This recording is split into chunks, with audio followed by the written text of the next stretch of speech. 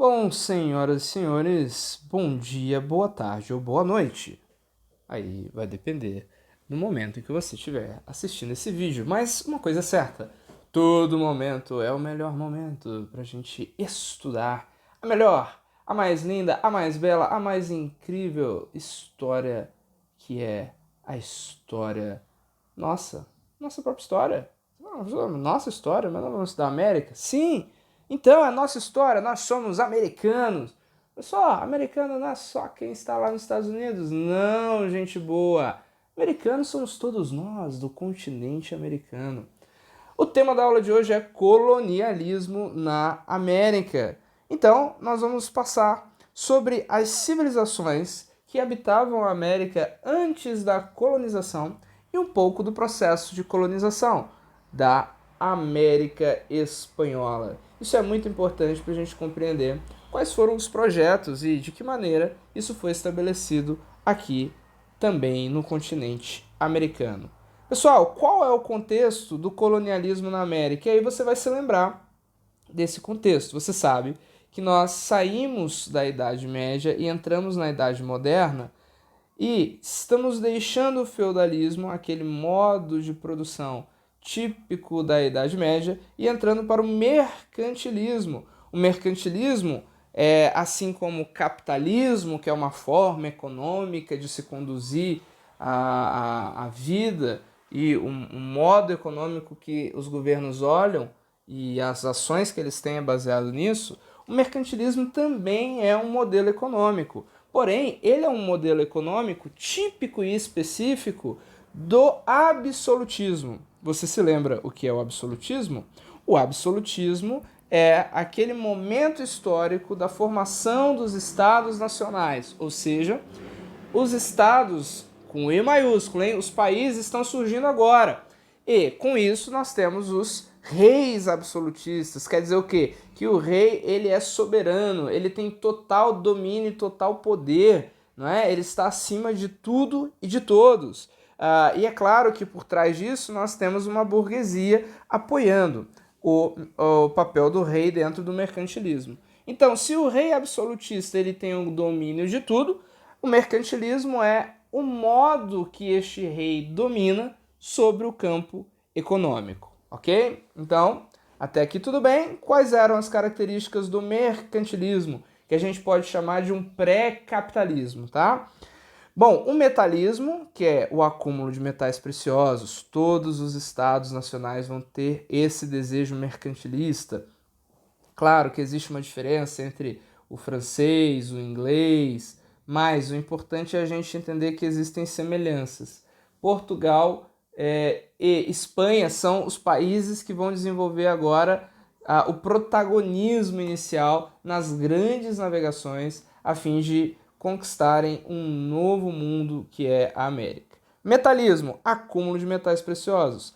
Balança comercial favorável é justamente você vender mais produtos para fora do que comprar produtos de fora, tá? Ou seja, se eu vendo mais do que compro, ok, beleza, eu estou com a minha balança positiva.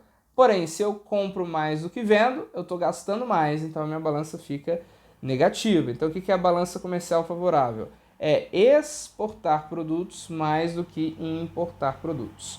Protecionismo é proteger o mercado colocando taxas, ok? Então, eles colocam valores de impostos sobre produtos importados.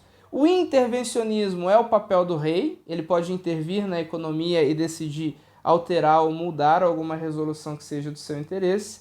E o colonialismo, que vai ser a prática de colonizar outras regiões. Esse colonialismo ele é gerado pelo sistema colonial, ou seja, o pacto colonial, que significa estabelecer o governo na colônia e a metrópole, que é o país que está colonizando, ele sempre vai estar, de acordo com esse cenário, na proeminência comercial. O que quer dizer isso, professor? A colônia só pode fazer comércio com a metrópole, exclusividade comercial. Bom, mas e antes da colonização? Nós temos a América pré-colombiana. Por que pré-colombiana? Você sabe que o grande navegador que descobriu a América foi Cristóvão Colombo. Então, quando a gente fala de América pré-colombiana, pré é antes. Nós estamos falando de como estava a América antes da chegada de Colombo. Então, nós tínhamos comunidades tribais, no caso do Brasil, ok? A gente tem comunidades tribais ainda com características do Paleolítico, gente. Perdão, do Neolítico, certo? Então, agora eles estão começando a plantar, começando a desenvolver-se. Claro, mas isso, olha, milhares e milhares de anos à frente.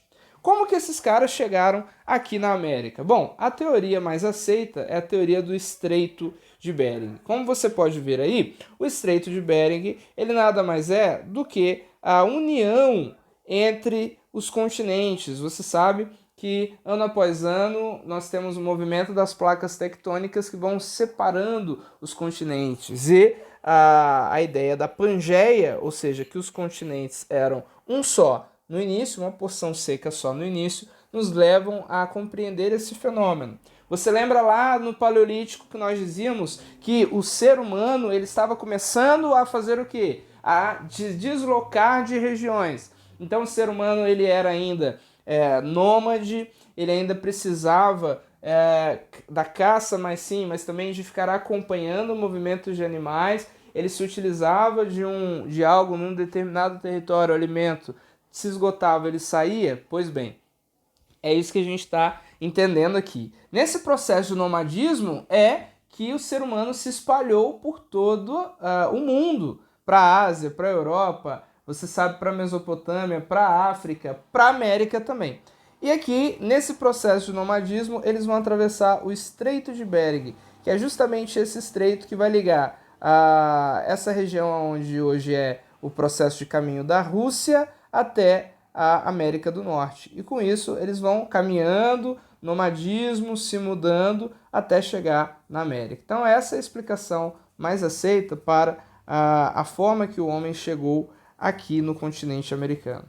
Claro que houve um grande choque cultural. Então você pensa assim, nesse processo de nomadismo, eles vêm com essas características do Paleolítico e Neolítico, e aí você precisa ter na sua cabeça relembrar questões de pré-história, mas basicamente o que a gente sabe é que eles vão permanecer assim. Enquanto a gente tem, por exemplo, astecas, maias e incas, que são as altas civilizações da América Espanhola, no Brasil a gente vai ter esses indígenas, que eles ainda na realidade, eles são de fato do Neolítico. Então eles não têm uma grande civilização, eles não têm um estado formado, eles ainda não lidam com metais preciosos, diferente dos astecas e dos maias e dos incas, ok? Então isso tem que ficar claro pra gente. Nesse processo cultural, a gente tem a permanência ou a estagnação deles. Então isso demora-se anos para se mudar a novas formas de descobrir governos, novas formas de descobrir metais preciosos. Enquanto isso, você precisa lembrar que a Europa deu prosseguimento na ancestralidade dela. Ela continuou avançando historicamente em novas oportunidades, em novas fases, atravessa a Idade Antiga, atravessa a Idade Média, atravessa a Idade Moderna e agora se encontra com esses caras que ainda estão lá numa questão pré-histórica, como se fosse Idade dos Metais ou Neolítico. Então o choque cultural, gente, é muito grande, e isso pra gente é o que vai ficar. Essa relação entre os nativos e os europeus vai ser baseada sempre então na dominação e subordinação, uma vez que os europeus vão se achar os civilizadores, aqueles que vão levar a civilização, vão levar a cristianização dos povos indígenas, claro, porque eles vão se julgar muito mais evoluídos do que esses indígenas que ainda estão atrasados. Bom, dentro dos projetos de colonização, a gente sabe que isso daí vai ser um problema, mas a gente precisa compreender. O país que coloniza, ele sempre é chamado de metrópole, ok? Então, quem são as metrópoles? Os países que fazem a colonização. Então, Portugal é uma metrópole, Espanha é uma metrópole. Colônia são as regiões de colonização, ou seja, aonde estão os colonizados, os indígenas, ok? Então, perceba isso, que é de extrema importância para a gente entender nessa relação. Pessoal, existem aí dois tipos de colônia, tá? A colônia de povoamento e a colônia de exploração. A colônia de exploração, praticada por Portugal e Espanha, ela tem a iniciativa do Estado como característica principal. A justificativa ideológica é expandir a fé católica e evangelizar os povos indígenas, os pagãos, então levar o evangelho a essas pessoas através da Igreja Católica, ok? A justificativa econômica é o metalismo, então é a busca por metais preciosos. Portugal e Espanha, eles, uma vez que se decidem iniciar uma colônia de exploração, eles já definem qual é o modelo que eles vão adotar e a forma de lidar com elas. Enquanto isso, a de povoamento ela foi praticada por Inglaterra e França depois. Então, a gente chama de navegações tardias, não é? Aqueles que primeiro saíram foi Portugal e Espanha, e só depois nós temos Inglaterra, França e Holanda também. É fruto de peregrinação religiosa, né? São muitas das vezes perseguidos religiosamente na Inglaterra ou na França e fogem.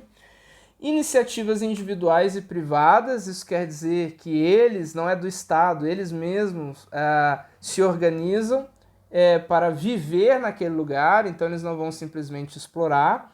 E o desenvolvimento de uma burguesia, quer dizer, a gente começa a ter uma visão comercial nesses países. Então, nessas colônias, essa é a diferença entre uma colônia de povoamento e uma colônia de exploração.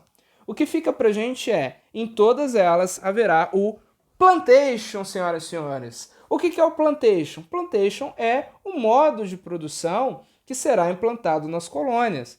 O plantation nada mais é do que, pensa comigo, latifúndio, ou seja, uma grande porção de terra, isso que é latifúndio, grande porção de terra.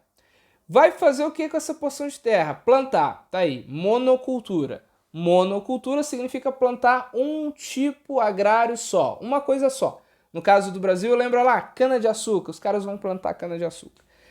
Mão de obra escrava, alguém precisa trabalhar nessa terra. Bom, serão os escravos. No caso da Espanha, nós teremos indígenas trabalhando como escravos. No caso do Brasil, africanos, né? Que vão ser capturados na África. Essa produção é voltada para o comércio externo, ou seja, tudo que se produz manda para a metrópole, não fica aqui. Então esse sistema é muito importante, gente. Saber o que é plantation, como a gente planta, ó, plantation, plantation, que em inglês significa plantação, se você não sabe, está sabendo agora. Então quando eu falo plantation, eu estou falando o tipo de produção que é feita nas colônias. Latifúndio, monocultura, mão de obra escrava, produção voltada para o comércio exterior. Gente, a América Espanhola ela vai ser totalmente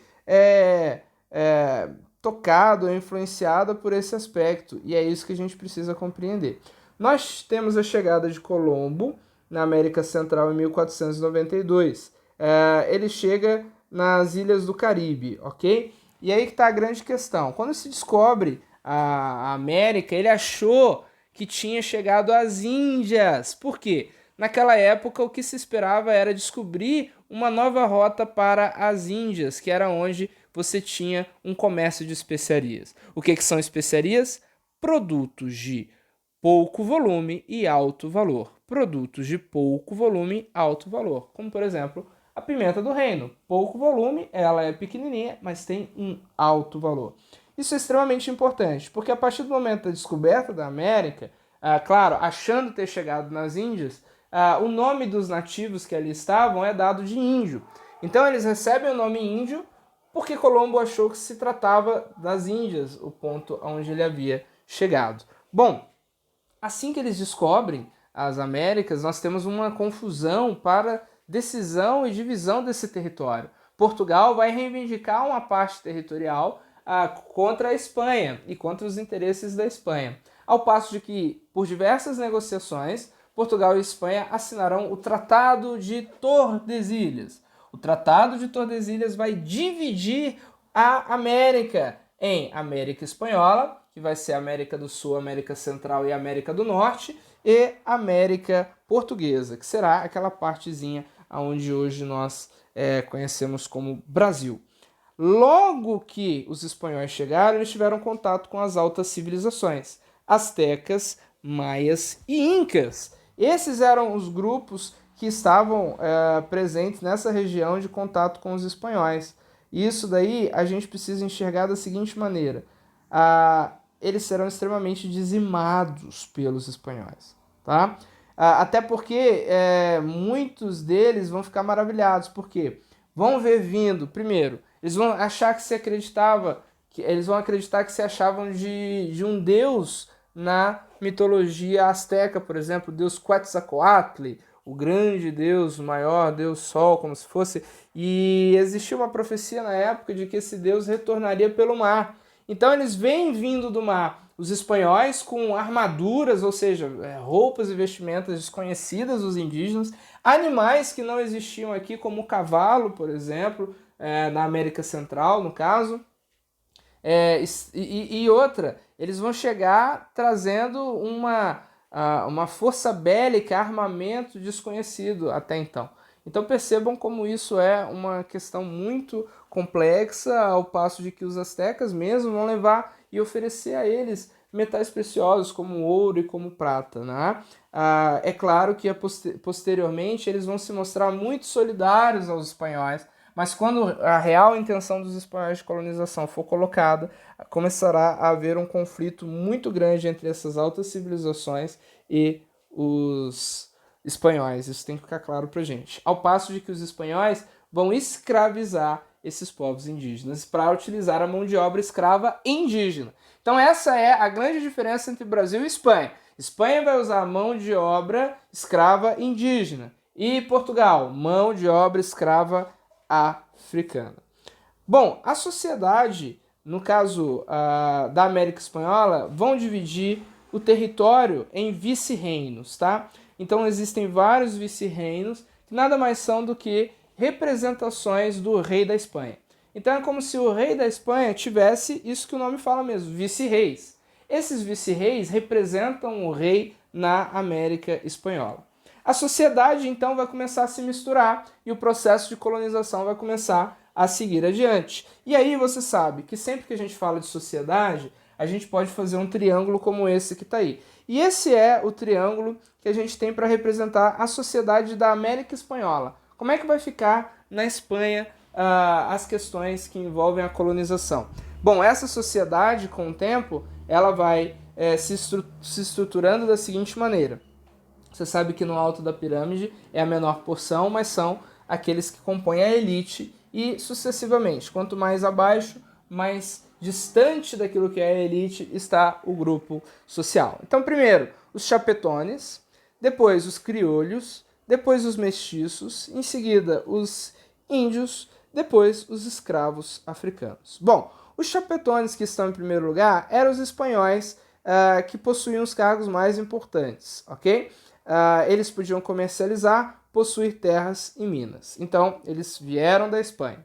Abaixo deles, os crioulos formam a elite da colônia e ela é formada pelos descendentes dos espanhóis e que nasceram já na América. Então, eles são nativos, quer dizer, eles são descendentes espanhóis, mas nasceram na América. Eles têm uma condição social privilegiada, mas não podem comercializar e nem ocupar cargos administrativos, com exceção dos cabildos. Os cabildos eram os crioulos que ocupavam cargos administrativos. Mestiços, que são os filhos dos espanhóis com as indígenas. Então, a gente precisa entender que na maioria das vezes eram pobres e trabalhavam como artesãos. Os indígenas eram a mão de obra utilizada no trabalho e os escravos africanos, que também existia escravo africano na América, porém, eles eram muito mais caros, tá?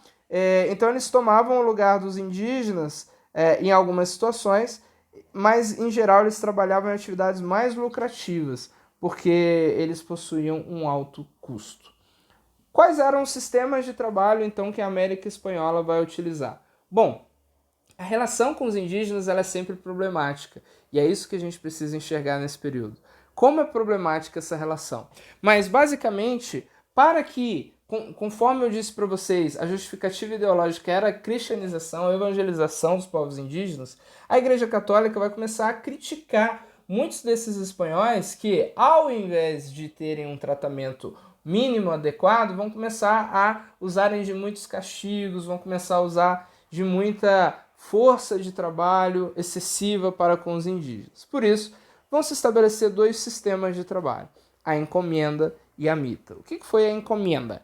A encomenda, ela nada mais é do que um sistema de trabalho onde comunidades inteiras de indígenas vão ser usadas na agricultura e o seu trabalho é explorado pelos encomendeiros, tá?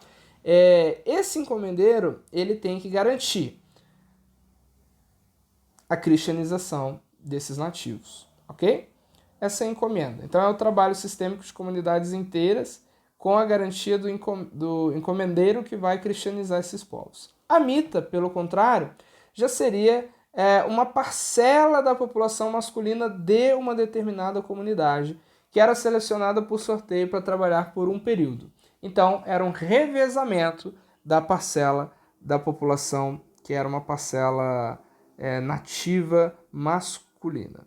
Bom, o que fica pra gente desse primeiro contato, e aí a gente vê como que o mundo vai mudar, a América não será mais a mesma, os europeus não serão mais a mesma, as trocas comerciais entre colônia e metrópole vão modificar as relações internacionais da época, mas o que fica pra gente é a ideia de violência, gente. Claro que para a conquista existem guerras, e claro, os indígenas já guerreavam entre si, mas é completamente diferente dentro da sua realidade com aquilo que está acontecendo aqui agora em larga escala e, sobretudo, na escravização de muitos desses nativos. Agora, existe uma violência que é para além daquela que é física. A violência física todos conhecemos, é a escravização, é aquilo que diz respeito ao corpo humano.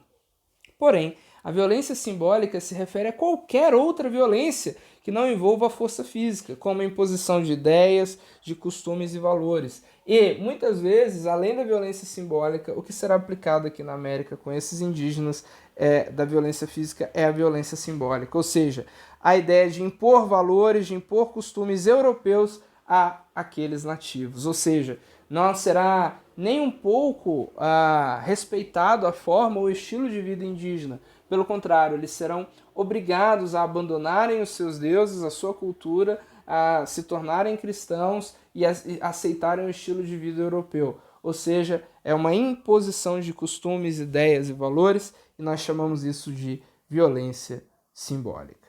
Então, na América Espanhola, 3 eram as altas civilizações: astecas, maias e incas.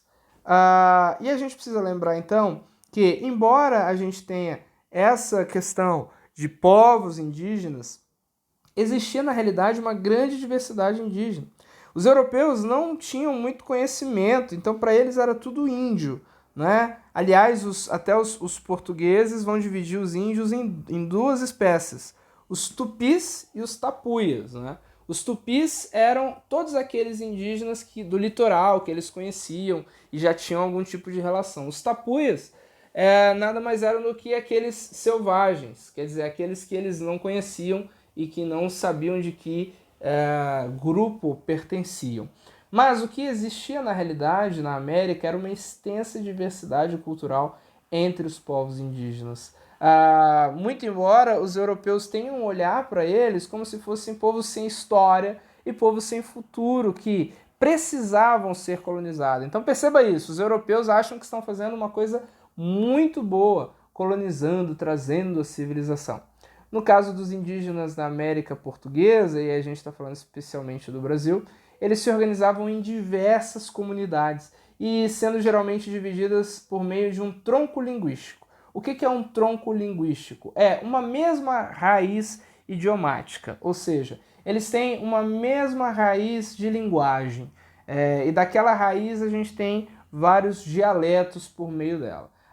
O tronco linguístico, o maior tronco linguístico do Brasil era o tupi, ok? Então os tupi-guaranis, eles compunham um tronco linguístico muito importante, mas a partir daí milhares e milhares e milhares de outros povos indígenas, através da formação de dialetos, também se formavam em comunidades. A civilização tupi-guarani, que era o tronco linguístico mais importante da América Portuguesa, ele não possuía uma hierarquia, Porém, os mais velhos, geralmente, tinham um papel de chefe. Esses chefes dessas comunidades, os portugueses vão chamar de cacique.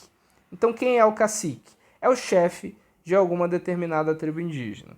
Além desse chefe, todas elas possuíam os xamãs, que eram aqueles chefes espirituais que eram chamados de pajés pelos tupis guaranis. Ou seja, nós temos duas figuras importantes então. Nós temos o cacique, que virá a ser aquele que é o responsável pela comunidade, e o pajé, que é aquele que é responsável pela vida religiosa espiritual daquela comunidade. Em algumas das nações tupis guaranis, a gente tinha poligamia permitida, ou seja, poligamia é quando um homem pode ter várias mulheres. A gente precisa lembrar que no caso do Brasil, nós não temos nenhum deles que trabalha com metais preciosos, diferente dos astecas, por exemplo, que já possuíam também um estado quase que centralizado. Aqui não. No caso do Brasil, eles eram semi-sedentários, então eles dependem ainda de... Alguns já estão fixados em alguma região, produzindo e plantando, outros não. Outros ainda precisam se mudar de um lugar para o outro. A divisão do trabalho, você já sabe, os homens, caça e pesca, e as mulheres, trabalhos artesanais e agrícolas, além do cuidado dos filhos. Com a chegada dos europeus, esse estilo de vida, que é um estilo de vida indígena, com a natureza e as relações que envolvem as outras tribos também, muda completamente. Porque nós temos o choque cultural, não é? São culturas amplamente distintas. Nós temos a imposição cultural, óbvio que os europeus vão impor o seu modelo de vida sobre os indígenas. Epidemias, gente, isso é muito importante. O europeu vai trazer algumas doenças das quais os indígenas não tinham imunidade. E isso vai acabar também por dizimar vários grupos indígenas naquele tempo. Além, é claro, da conquista territorial. Quanto mais se avança no território, mais tribos indígenas são colocadas sobre essa situação de violência física e violência simbólica. Bom, foi justamente baseado nisso que a gente pensa que isso se desestruturou de tal forma que muitas daquelas tribos deixaram de existir e foram aniquiladas pelos europeus na época. Daí muitos historiadores afirmaram que o que aconteceu foi um verdadeiro genocídio, ou seja, uma extinção em massa dos grupos indígenas, os nativos e herdeiros dessa terra. Senhoras e senhores, para que vocês saibam, muitos textos vão chamar os indígenas brasileiros e americanos de ameríndios. Veja só, um índio americano. Ameríndio é a junção da palavra América e índio. Então, se você vê essa palavra, não se estranhe, porque nada mais é do que um grupo de indígenas da América, os ameríndios. Esse nome foi pensado justamente para tentar corrigir um erro de Colombo ao instituir os nativos dessa terra como índios. Senhoras e senhores, é isso, ok? Compreender, então, os povos indígenas da América e a sua relação com os europeus é fundamental dentro desse processo de trocas. É extremamente importante para a gente compreender o outro e, sobretudo, para a gente entender que existe uma história que muitas das vezes é contada do ponto de vista europeu, eurocêntrico, e a gente quis fazer o caminho contrário. Vamos começar da América para depois chegar lá na Idade Moderna. Ok, senhoras e senhores? Então, por hoje é só. Não se esqueçam, o tempo não para e os estudos também não.